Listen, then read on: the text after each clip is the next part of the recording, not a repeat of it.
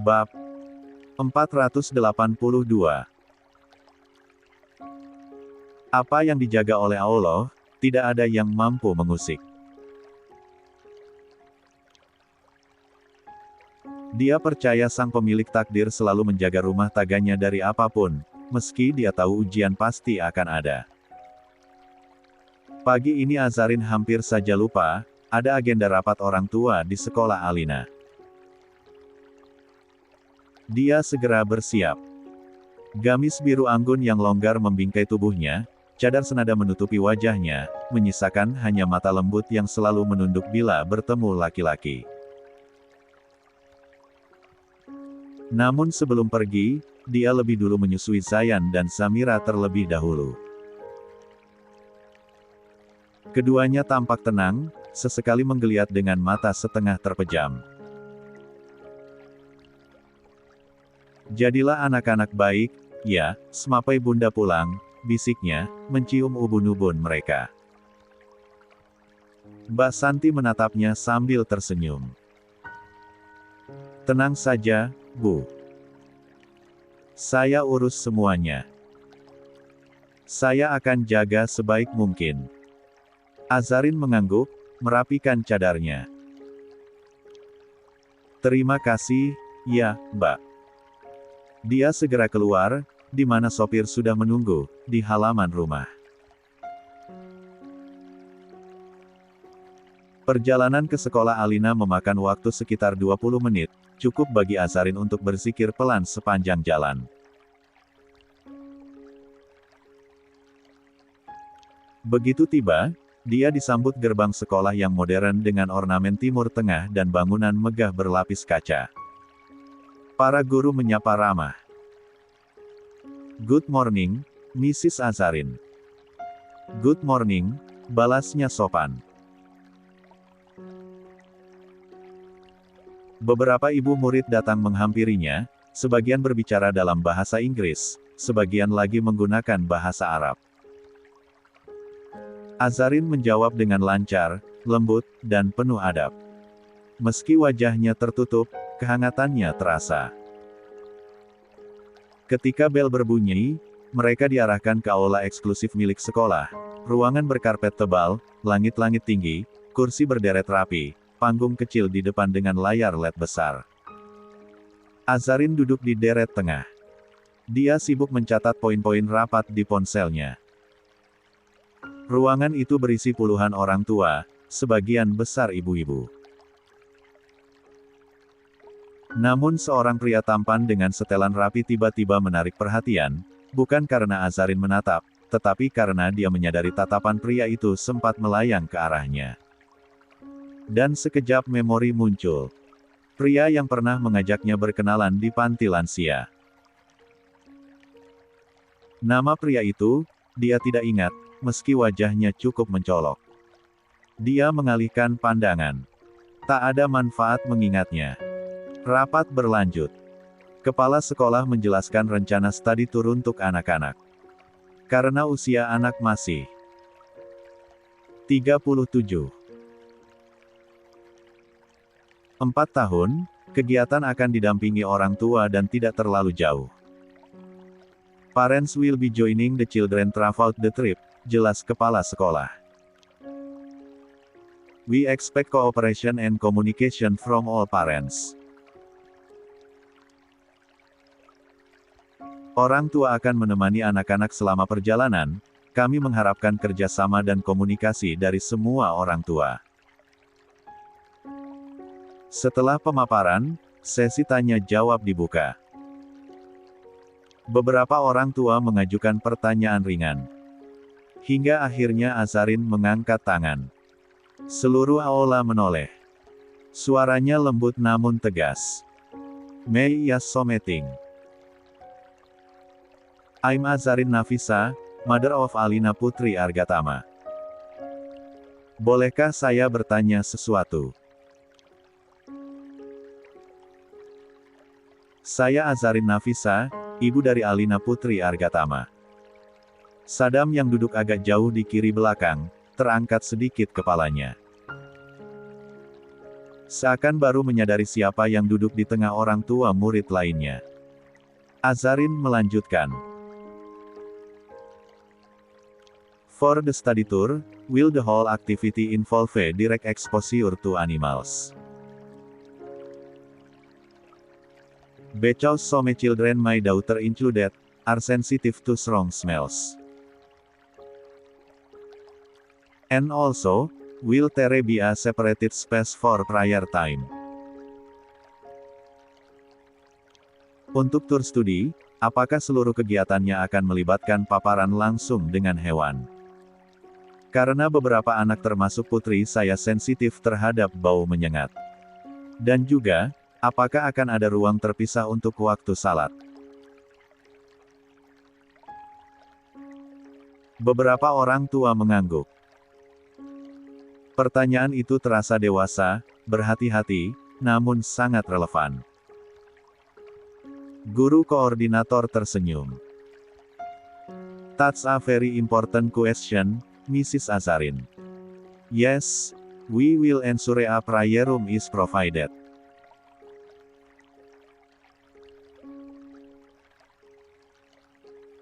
About the exposure to animals, it will be limited. Children won't be required to touch anything if they don't want to. Will guide gently. Itu pertanyaan yang sangat penting, Bu Azarin. Ya, kami akan memastikan tersedianya ruang salat. Mengenai paparan terhadap hewan, akan dibatasi.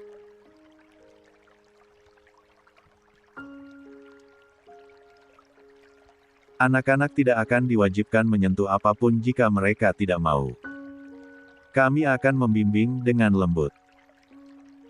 Tang Yu, ujar Azarin. Suasana aula berubah lebih hangat setelah pertanyaan itu. Banyak yang tampak terkesan, terutama para ibu. Sadam juga memperhatikan, namun Azarin tidak menyadarinya. Begitu sesi berakhir, langkah para orang tua mulai berhamburan keluar dari aula. Suara derap sepatu, bisik-bisik kecil, dan sapaan hangat berbaur menjadi satu. Azarin menepikan diri, menunggu kerumunan menipis. Dia berniat langsung pulang di rumah, putra-putrinya sedang menunggu. Beberapa ibu sempat menghampirinya, bertanya hal-hal ringan soal kegiatan parenting di rumah, meminta tips menenangkan anak saat tantrum. Azarin menjawab secukupnya, lembut, ramah, tanpa mendominasi. Para ibu selalu merasa nyaman di dekatnya, ada keteduhan dalam tutur dan sikapnya. Setelah semua bubar, Azarin melangkah menuju pintu keluar aula. Baru beberapa langkah, sebuah suara memanggil pelan dari belakang. Mrs. Azarin. Azarin berhenti. Nada suara itu terlalu dikenali. Laki-laki itu lagi. Dia menunduk sebelum sedikit menoleh, memastikan jaraknya aman. Yes. Sadam berdiri tidak terlalu dekat, sekitar 2 meter darinya.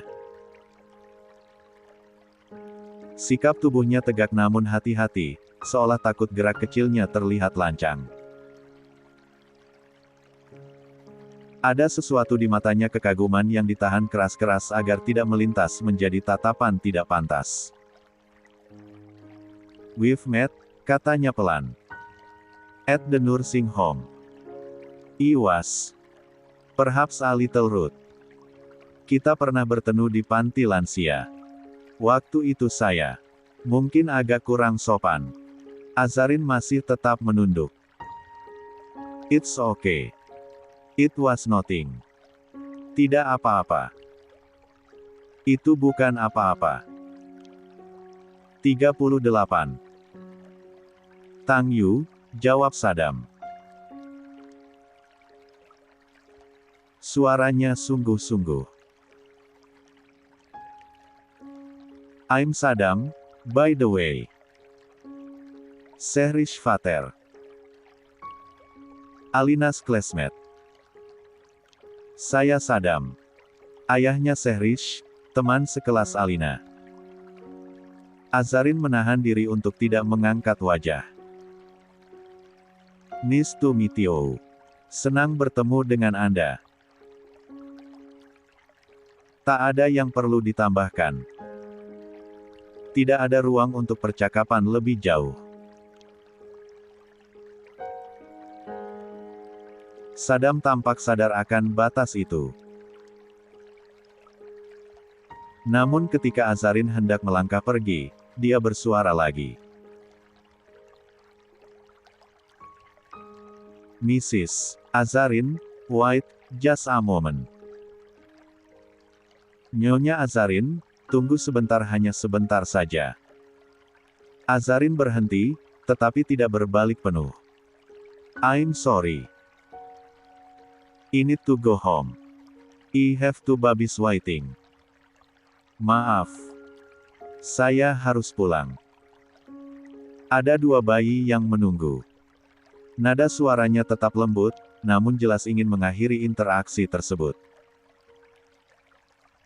Saddam mengangguk cepat, seolah memahami tapi masih menimbang sesuatu. I know, I won't keep you long. I wanted to ask something important. Saya tahu, saya tidak akan menahan lama. Saya hanya ingin menanyakan sesuatu yang penting. Azarin tidak mengangkat kepala. Please be quick. Tolong segera saja. Saddam menghela napas, seperti menimbang keberanian. Would it be possible for my daughter to study with Alina? You know, a little guidance. She's struggling a lot in class. Apakah mungkin putri saya belajar bersama Alina? Sedikit bimbingan. Dia sangat kesulitan di kelas. Azarin mengerutkan kening pelan di balik cadarnya. I'm sorry, I-chan. You can find another tutor. I'm not ready. Maaf, saya tidak bisa. Anda bisa mencari tutor lain. Saya tidak bersedia. Saddam menatapnya dengan rasa cemas bercampur harap. Please. Alina is very bright. And Sehrish side silence from you. That's why she admires Alina so much. Tolong. Alina sangat pintar. Dan Sehrish bilang dia belajar dari Anda. Karena itu dia sangat mengagumi Alina. Azarin menggeleng pelan. I really can't. Saya benar-benar tidak bisa. Saddam menelan ludah.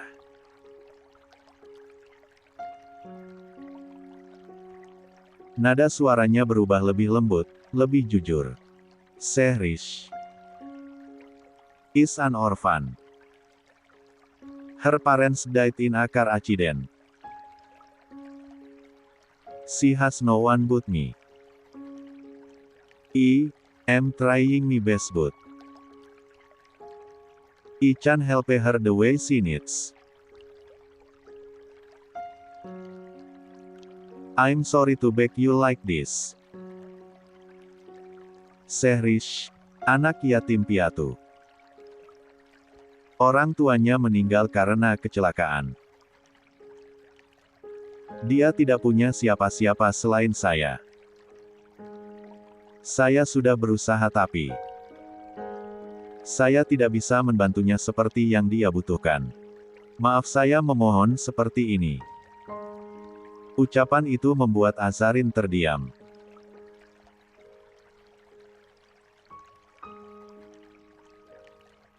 Dia masih tidak mengangkat wajah, tapi embusan napasnya terdengar lebih lambat. Rasa iba menyelinap pelan, tidak pada pria itu, tapi pada anak yang disebutkan.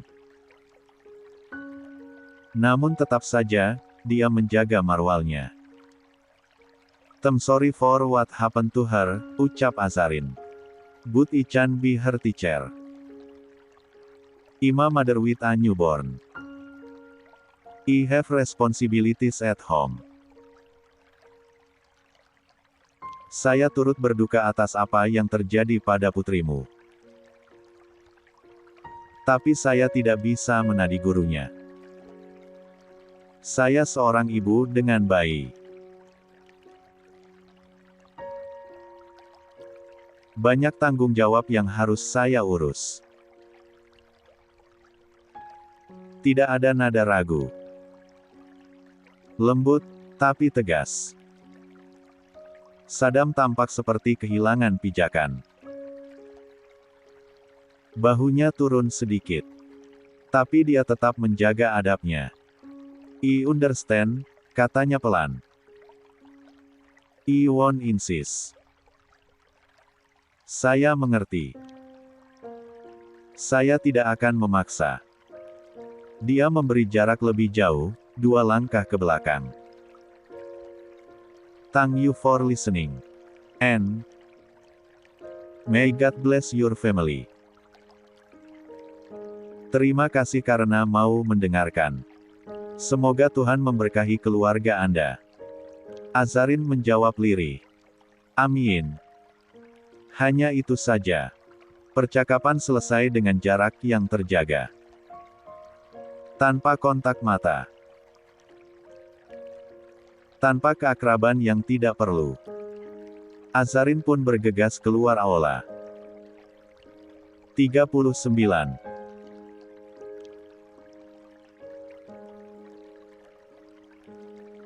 Namun dari kejauhan, seorang guru wanita yang mengenalnya baik memperhatikan keduanya.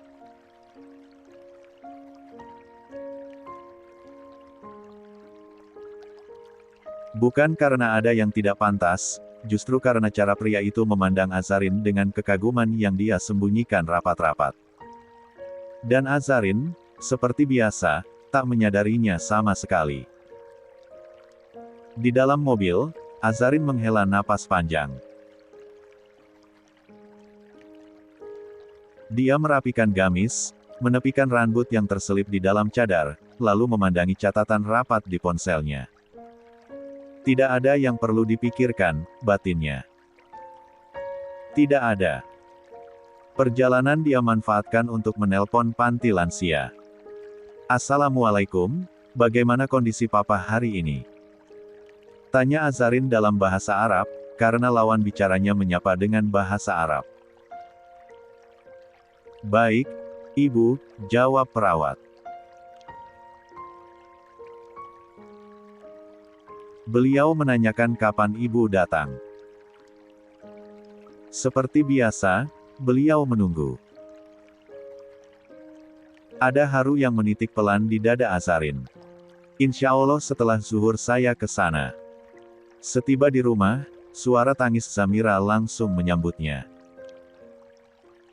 Azarin mencium pipi kecil putrinya, membawanya ke kamar untuk disusui. Wangi bayi meresap lembut di dadanya, menenangkan, membuat semua hal di luar rumah terasa jauh dan tidak penting. Mbak Santi muncul dan mengecek apakah ada yang bisa dibantu.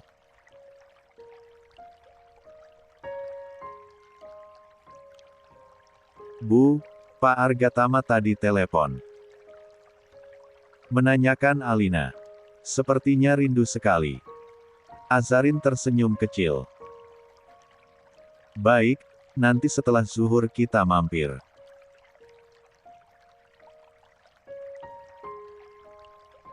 Setelah semua urusan beres, dia duduk di sofa yang berada di dalam kamar, lalu mengambil alih Zayan sambil menepuk-nepuk punggung bayi tampan itu yang tertidur di dadanya.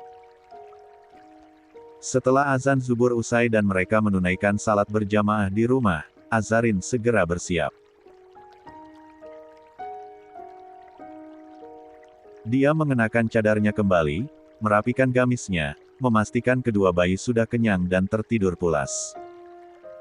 "Kita jemput Alina sekarang, ya Mbak, baru kita ke panti," ujar Azarin lembut. "Sudah siap semua, Bu," jawab Mbak Santi sembari membawa perlengkapan bayi. Hanya beberapa menit saja, mobil yang dinaiki Azarin tiba di pelataran sekolah. Di sekolah Alina, suasana sudah tidak seramai pagi. Hanya beberapa anak yang berjalan beriringan dengan ibunya. Begitu melihat kehadiran Azarin di depan pintu keluar, Alina langsung memeluk Azarin. Gadis kecil itu selalu punya cara membuat hati siapapun luluh. Bunda, Tete Alina dapat bintang 3 lagi dari Miss Hana.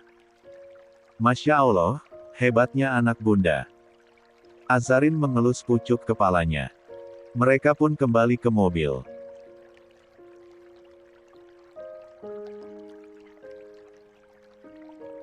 Alina sempat bertanya, mereka akan kemana, dan begitu Azarin mengatakan akan bertemu kakek, Alina sontak berseru girang sampai si kembar terkejut, untung saja tak sampai menangis histeris. Sepanjang jalan mobil menuju panti lansia, Alina terus berceloteh. Suaranya riang, bertabrakan dengan suara mobil yang melaju tenang.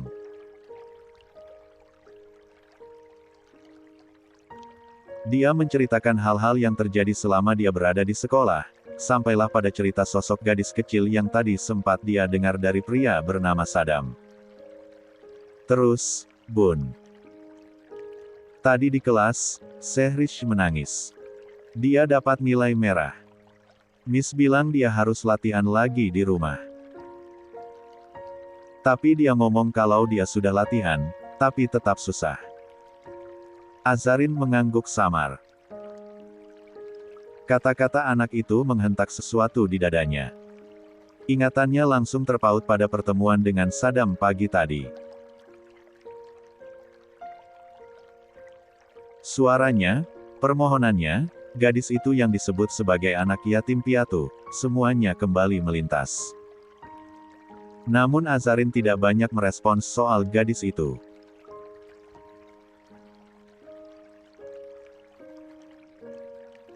Dia tidak ingin hatinya terlalu ternodai oleh hal-hal 40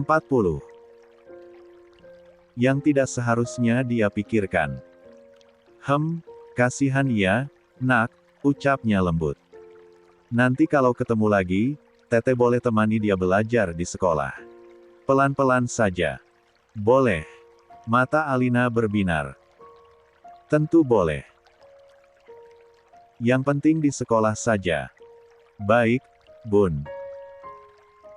Mobil melaju lurus, hingga sekitar 1 jam, mereka tiba di tempat tujuan. Udara di tempat itu selalu terasa berbeda, tenang, teduh, dan penuh kehangatan daripada lansia yang begitu akrab. Begitu turun, perawat langsung menyambut ramah. Selamat datang, Madam Azarin. Alina langsung berlari kecil memasuki aula panti, mencari sosok yang dia rindukan. Kakek. Pak Argatama yang tengah duduk membaca buku, menoleh cepat. Senyumnya, yang jarang muncul di luar lingkungan keluarga, mengembang. Wah, bintang kecil kakek datang. Dia membuka tangan, menggendong Alina sebentar, membuat gadis kecil itu tertawa lepas.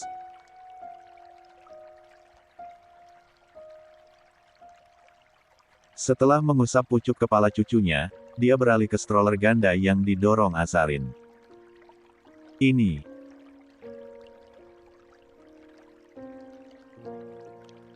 Calon-calon pewaris Argatama, gumamnya dengan nada penuh kasih sayang. Ya ampun, sudah makin besar. Zayan bergerak pelan, Zamira meringkuk dengan tenang.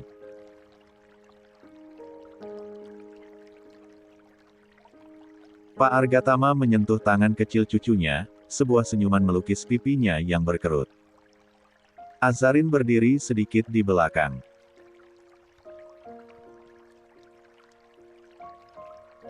Dia hanya menonton dengan hati yang hangat. Pemandangan seperti ini selalu mengingatkannya pada betapa besar cinta ibu mertuanya dulu pada keluarga kecil ini.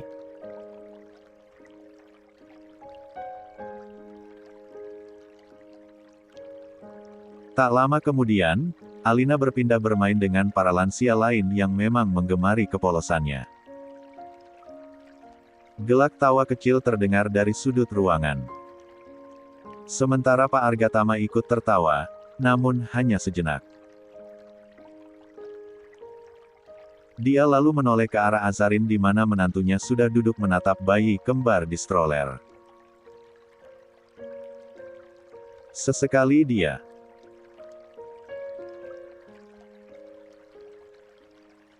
sampai tiba-tiba laki-laki parubaya itu ikut duduk di kursi panjang, meninggalkan jarak aman saat Azarin juga duduk. Tidak terlalu dekat, tidak terlalu jauh. "Aza," ujarnya pelan namun mantap. "Bagaimana dengan Din?" Azarin menautkan jari-jarinya, sejenak menatap Mbak Santi.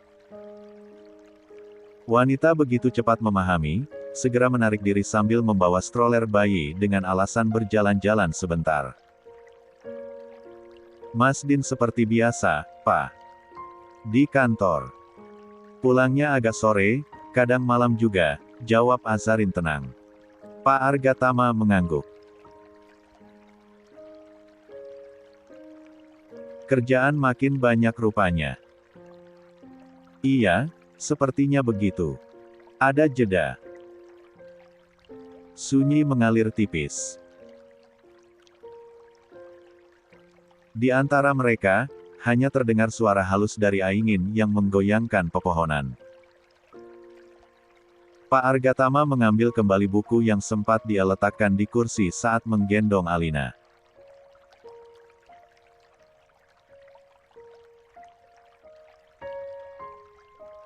Wajahnya terlihat matang, tenang, namun ada sesuatu yang sedikit lebih dalam dari biasanya, sesuatu yang mengandung kekhawatiran yang tidak dia ungkapkan. "Papa ini sudah tua, Nak," katanya, tanpa menatap langsung.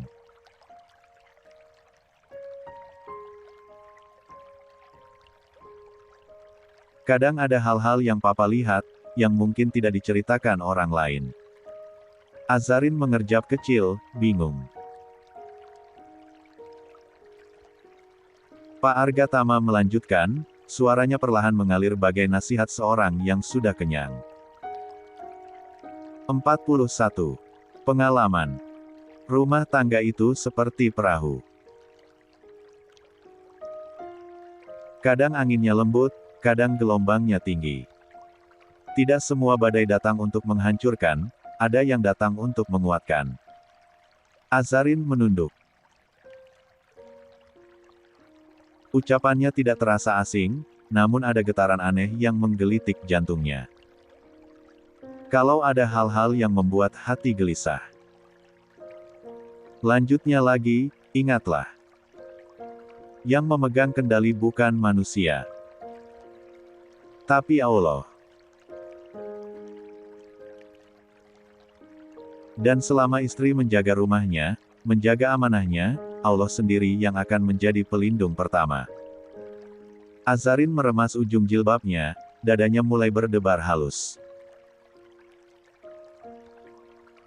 Pak Argatama tersenyum tipis, namun senyuman itu menyimpan makna yang tidak seluruhnya terucap.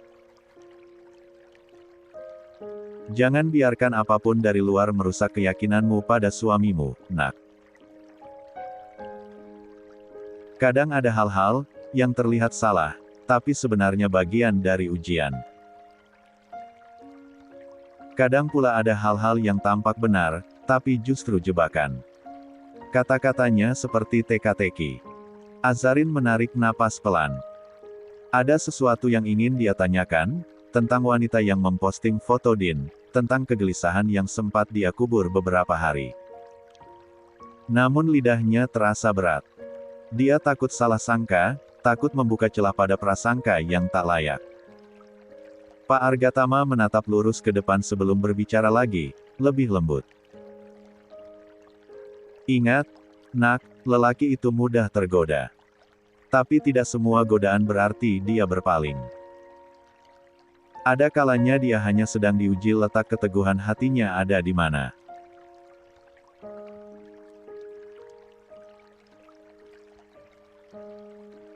Dan ketika seorang istri tetap berada di sampingnya, menjaga marwahnya, itu lebih kuat daripada 1000 godaan dari luar. Hening sejenak. Masalah yang datang dari luar biasanya tidak akan bertahan lama. Tambahnya. Yang penting, kamu jangan goyah. Azarin menunduk semakin dalam. Dia tidak mengerti sepenuhnya apa maksud dari nasihat itu.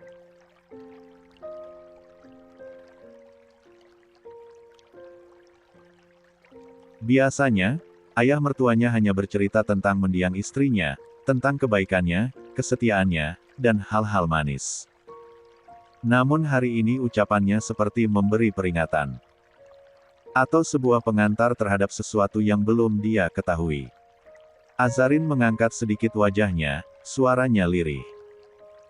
Ada sesuatu, Pak. Pak Argatama tersenyum, tetapi senyuman itu tidak sepenuhnya jernih. Tidak, Nak.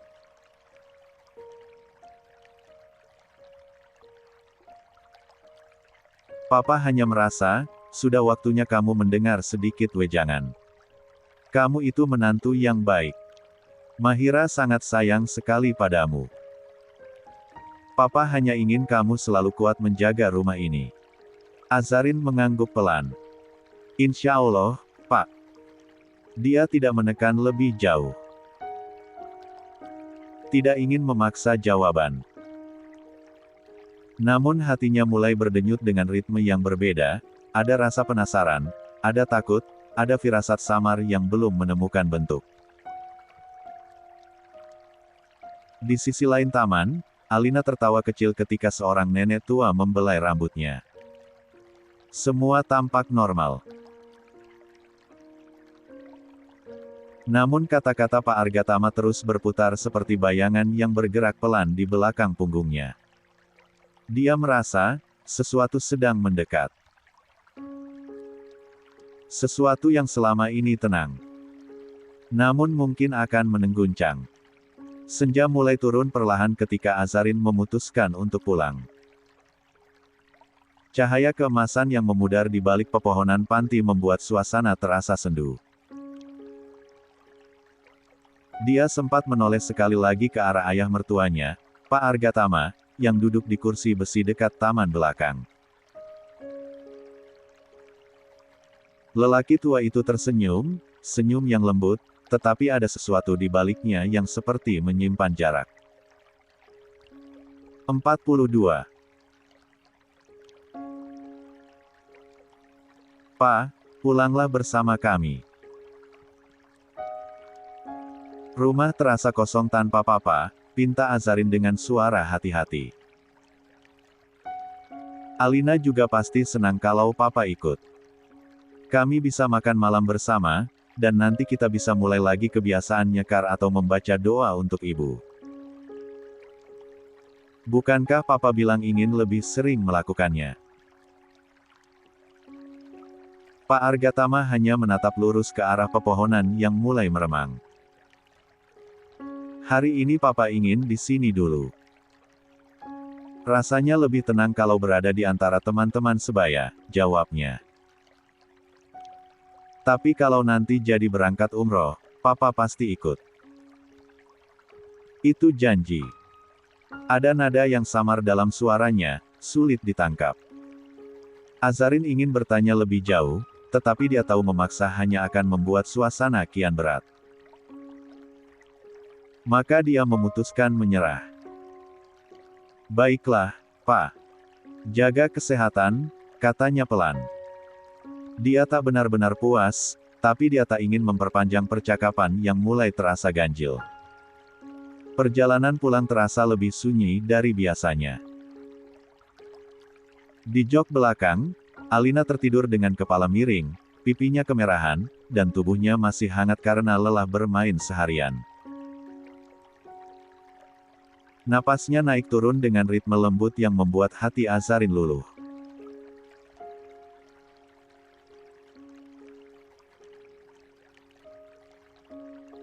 Melihat putrinya terlelap selalu membuatnya ingin menangis, bukan karena sedih, tetapi karena rasa sayang yang selalu menumpuk. Namun pikiran Azarin tak berhenti berkecamuk. Kalimat Pak Argatama terus bergema dalam kepalanya. Cara lelaki tua itu menatapnya tadi, ada sesuatu yang berubah. Seolah-olah ada kesedihan, namun tak bisa dia gambarkan. Dia bersandar pada jendela mobil, memandangi bangunan dan pepohonan yang berlari mundur. Tetapi pandangannya kosong, dia tidak benar-benar melihat apapun. Dia hanya tenggelam dalam pikirannya sendiri, mencoba mencari potongan penjelasan yang mungkin tidak pernah ada.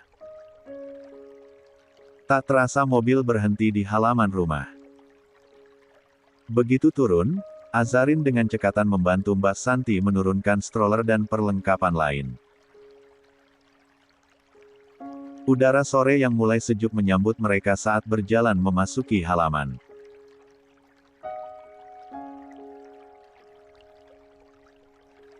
Daun-daun kering di jalur taman terlihat bergerak perlahan, seakan menyambut mereka pulang. "Biar saya angkat, Bu," ujar Mbak Santi. "Tidak apa. Alina, biar aku saja," balas Azarin. Dia meraih putrinya dari kursi mobil, membopong tubuh kecil itu dengan kedua tangan.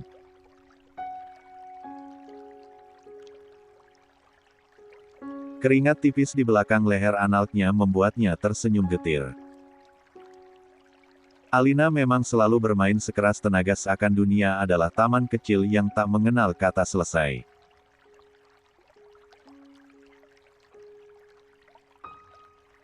Azarin membawanya masuk ke kamar, menidurkannya di atas kasur, lalu melepas sepatu kecilnya dan mengganti bajunya dengan pakaian tidur yang lebih nyaman. Dia mengambil kain basah, mengusap wajah dan tangan putrinya dengan lembut.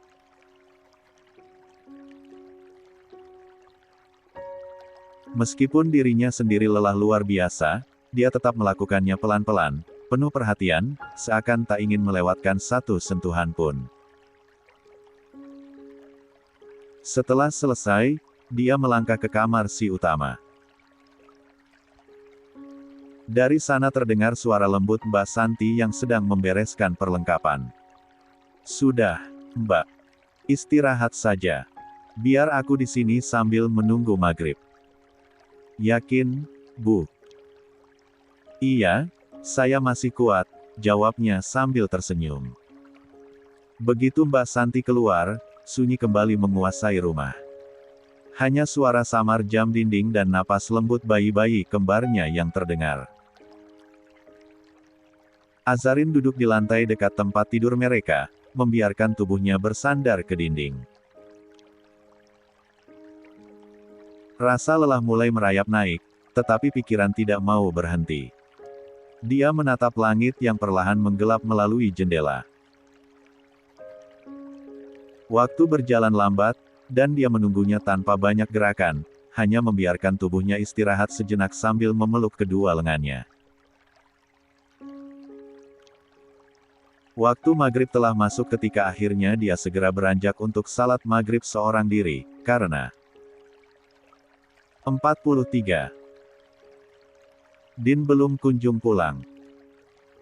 Hingga sekitar 1 jam berlalu, dia sudah selesai berzikir dan membaca mushaf, terdengar suara pintu depan dibuka. Langkah kaki yang begitu dia kenal memasuki rumah. Azarin bangkit perlahan, memastikan si kembar berada dalam kondisi aman, lalu melangkah keluar area kamar si kembar. Din berdiri di dekat ranjang mereka, melepas jas kerjanya sambil tersenyum kecil. Raut wajahnya lelah, namun matanya hangat, tatapan yang selalu membuat Azarin merasa diperhatikan sepenuhnya. "Kamu sudah pulang?" ujarnya, sambil menyalami tangan sang suami. Din tersenyum menenis, lalu mencium keningnya. "Sudah sejak tadi kamu di rumah. Tidak ada yang menyulitkan." Azarin menggeleng, mencoba tersenyum. Hanya mengantar Alina rapat orang tua murid, setelah itu ke panti sebentar. Kemudian pulang. Tidak ada yang berat. Din menatapnya lebih lama dari biasanya, seakan mencari celah kecil yang mungkin disembunyikan Azarin. Apa hari ini berjalan baik-baik saja? Biasa saja, Mas. Din masih memandangnya, seolah menunggu cerita yang lebih panjang. Azarin tahu suaminya selalu ingin istrinya berbagi apapun, bahkan hal paling sepele. Itu adalah kebiasaan Din, dia tidak ingin istrinya tidur dengan beban pikiran, sekecil apapun. Tadi rapatnya bagaimana? Tanyanya lagi. Hanya pembahasan jadwal kegiatan akhir semester. Singkat kok, jawab Azarin. Dan dari panti. Bertemu papa sebentar, melihat Alina bermain. Tidak lama. Dia tidak menyebut ujaran ganjil sang ayah mertua. Bukan karena ingin menyembunyikannya, hanya saja dia belum mampu menjelaskan apa yang dia sendiri tidak pahami. Din mengangguk pelan. Baiklah. Kalau kamu butuh cerita kapanpun, bilang saja. Aku tidak ingin kamu menyimpan apapun sendirian. Kalimat itu, seperti biasa, menenangkan sekaligus menusuk. Azarin merasa ingin meraih pelukan suaminya lebih lama, tetapi dia mengurungkan niat karena tahu Din baru saja pulang kerja. Aku buatkan teh. Tidak usah. Mas juga pasti lelah. Din menggenggam tangannya. Kamu yang lebih lelah, sayang. Dari pagi mengurus anak-anak. Azarin tersenyum kecil, berusaha terlihat lebih segar dari yang dia rasakan. Setelah mandi dan berganti pakaian, mereka duduk di tepi ranjang. Lampu kamar menyala redup, menciptakan suasana tenang yang biasanya membuat mereka mudah berbicara tentang apa saja. Din melihat istrinya yang sedang merapikan bantal. Mau aku pijit? Bahumu kelihatan tegang. Tidak perlu, Mas.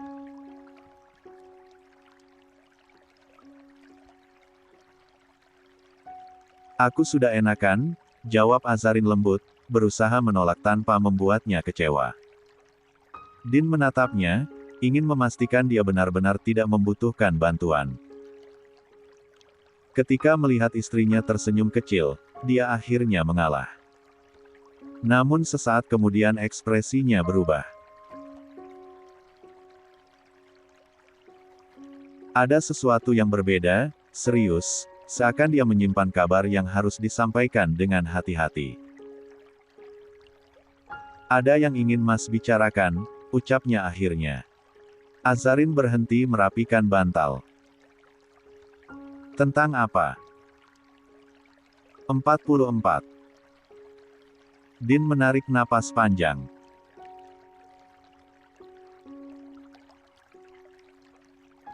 Besok Mas harus pergi ke luar negeri. Perjalanan dinas.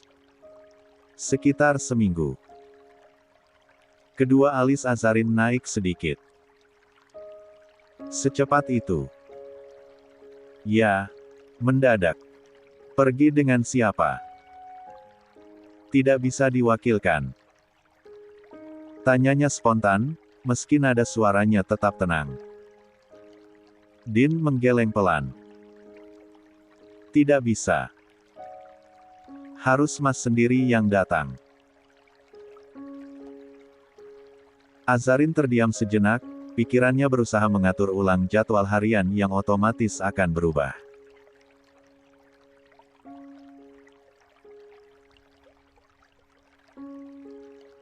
Dia menimbang banyak hal, si kembar yang sedang banyak rewel, Alina yang baru saja masuk masa kegiatan sekolah, serta kecemasan samar yang muncul begitu saja. Dengan siapa saja Mas pergi? Tanyanya lagi, kali ini lebih pelan.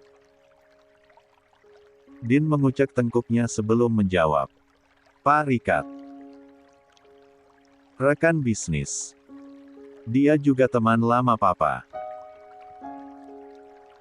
Azarin membeku.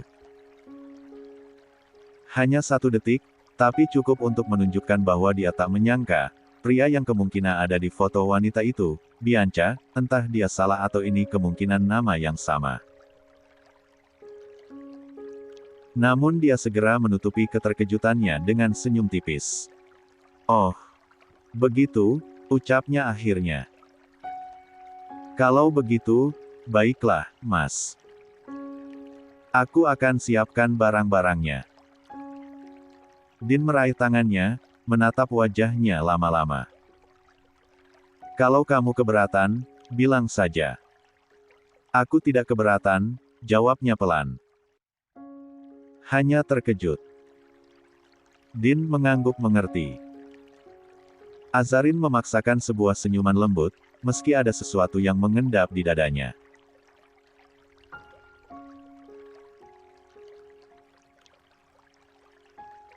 Bukan takut, bukan cemburu, bukan curiga.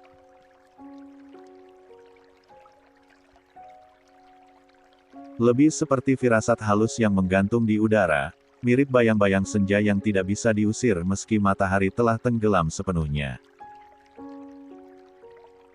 Dan untuk pertama kalinya hari itu, dia kembali teringat ucapan Pak Argatama.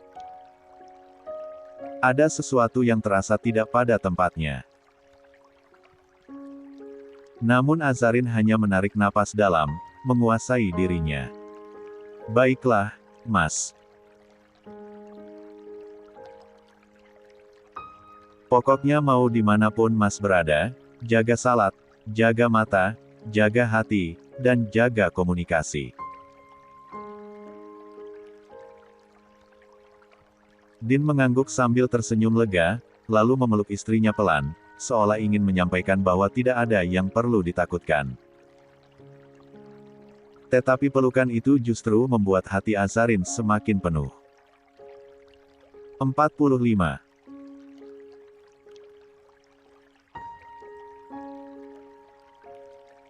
Subuh baru saja turun, dan sisa-sisa sunyi malam masih berdiam di setiap sudut rumah ketika Azarin selesai menegakkan tubuh dari sujud terakhirnya.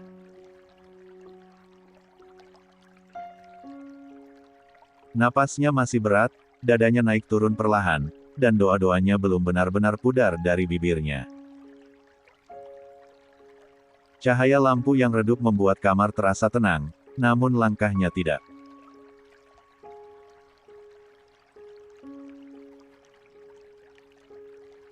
Ada sesuatu yang menggelayut di hati, tapi dia tidak ingin membicarakannya, bahkan pada dirinya sendiri.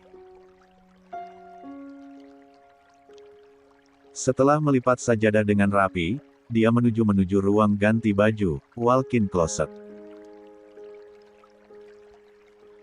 Beberapa koper terbuka di lantai, sementara kemeja-kemeja Din menunggu untuk disetrika. Perjalanan bisnis itu hanya seminggu, tetapi tetap saja terasa seperti jeda yang terlalu panjang bagi seorang istri yang sedang memerhatikan retakan kecil dalam pernikahannya, retakan yang tidak dia berani sentuh, apalagi sebutkan. Dia mengisi tabung setrika uap, menyalakannya, lalu menyiapkan kemeja warna biru laut.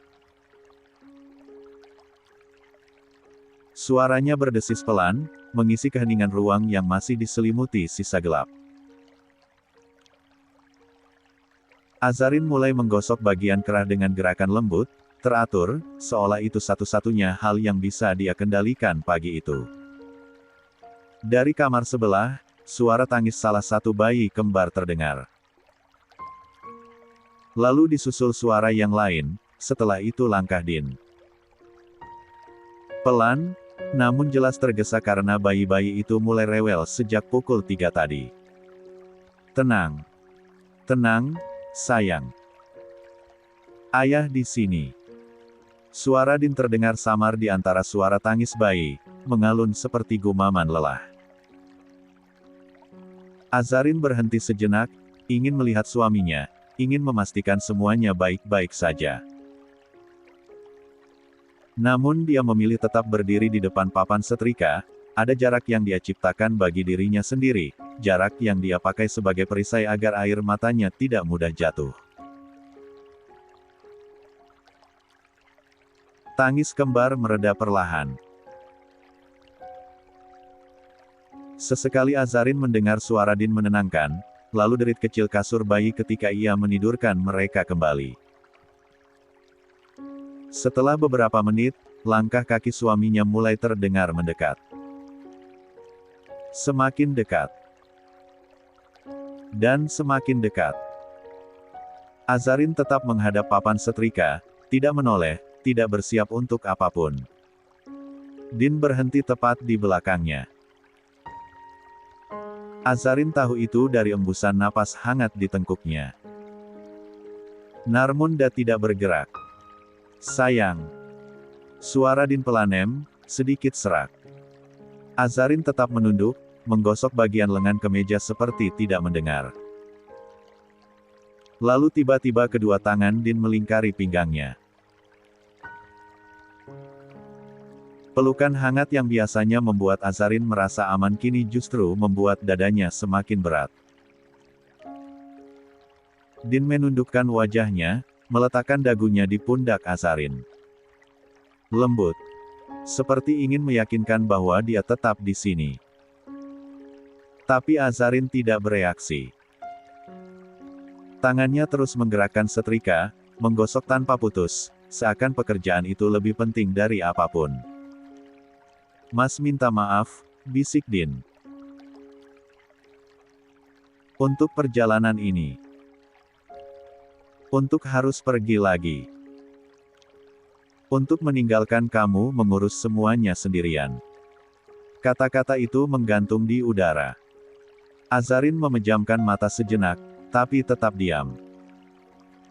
Din mengeratkan pelukannya sedikit, tidak menuntut balasan apapun, hanya ingin istrinya tahu bahwa dia sungguh-sungguh menyesal. Mas tahu kamu pasti capek, sayang. 3 anak, semuanya masih kecil. Mas tahu kamu lelah. Dan Mas tahu kamu merasa sendirian, Mas cuma ingin kamu tahu bahwa Mas tidak memilih ini. Mas harus pergi. Dia terdiam sebentar, menunggu respons. 46.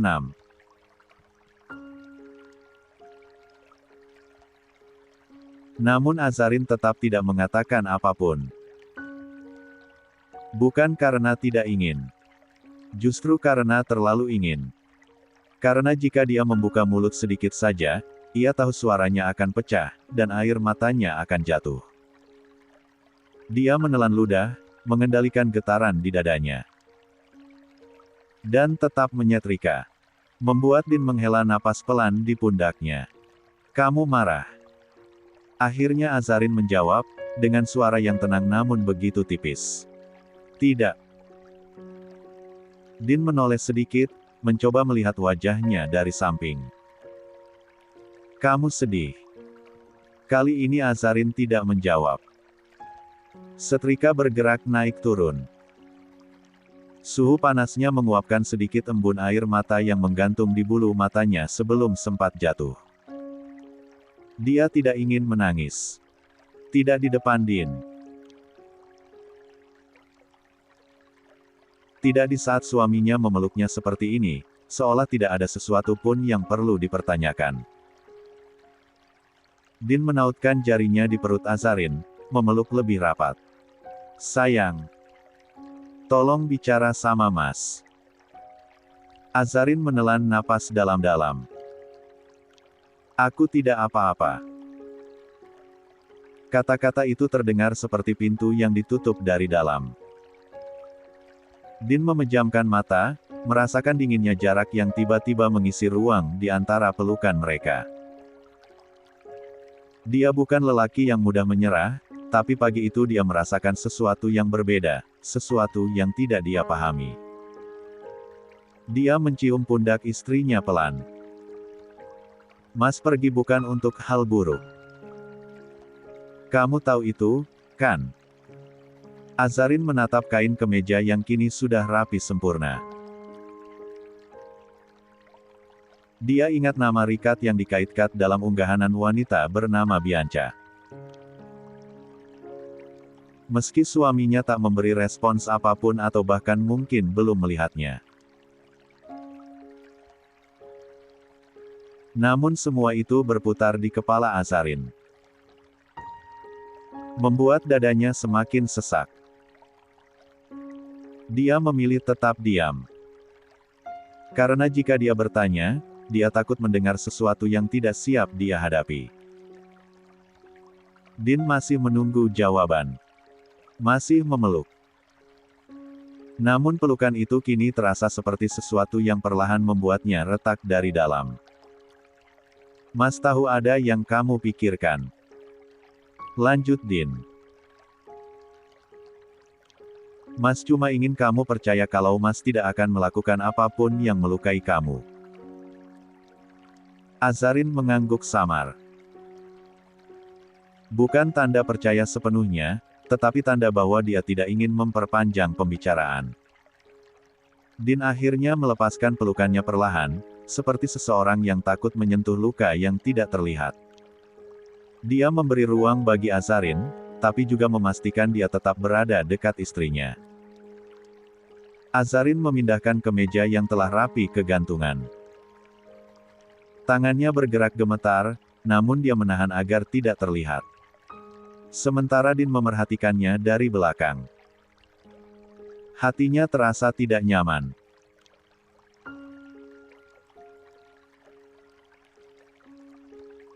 Ada sesuatu yang berubah pada istrinya, dan dia tidak tahu apa. Mas ingin bantu, ujar Din akhirnya, mencoba mencairkan suasana. Ada yang bisa Mas siapkan. Azarin menggeleng pelan. Semua sudah aku atur. Pasti kamu belum minum susu, ya? Tanya Din lembut. Aku belum ingin. Din tersenyum kecil, walau cemas. Kamu selalu bilang begitu kalau sedang banyak pikiran. Azarin terdiam. Dia kembali menyalakan setrika, mengambil kemeja berikutnya. Suaranya terdengar mendesis pelan. Din berjalan mendekat, berdiri di sampingnya. Sayang, kalau kamu takut Mas bertemu orang yang tidak. 47. Semestinya, kamu bisa bilang. Untuk pertama kalinya subuh itu, jantung Azarin berhenti seketika. Kata-kata Din bagai menyentuh luka tersembunyi yang selama ini dia kubur dalam-dalam.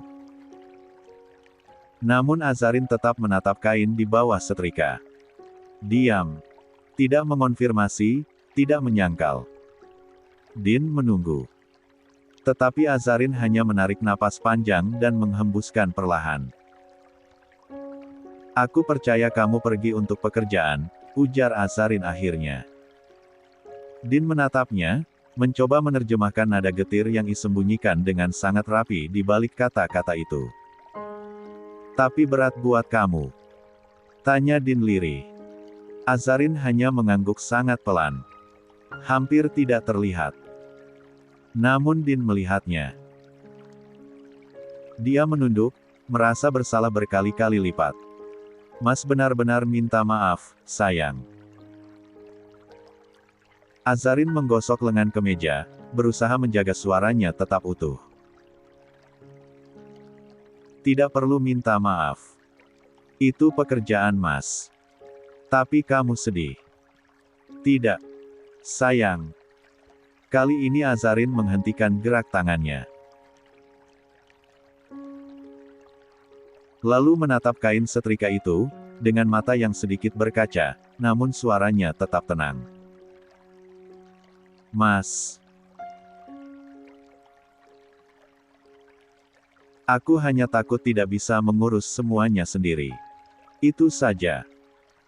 Setengahnya benar, setengahnya lagi sengaja dia sembunyikan. Dia memilih menyakitinya sendiri daripada memulai percakapan yang bisa meruntuhkan apapun yang masih mereka pegang. Din meraih tangan Azarin, namun dia menariknya perlahan, bukan menolak, hanya memberi tanda bahwa dia tidak ingin disentuh saat itu, karena sentuhan justru membuatnya lebih rapuh. Aku tidak apa-apa, ulang Azarin, lebih lirih dari sebelumnya. Din mengangguk, meski jelas keraguan masih menggenang di matanya. Di luar, suara azan subuh mulai bergaung dari beberapa masjid di sekitar lingkungan Dubai Hills.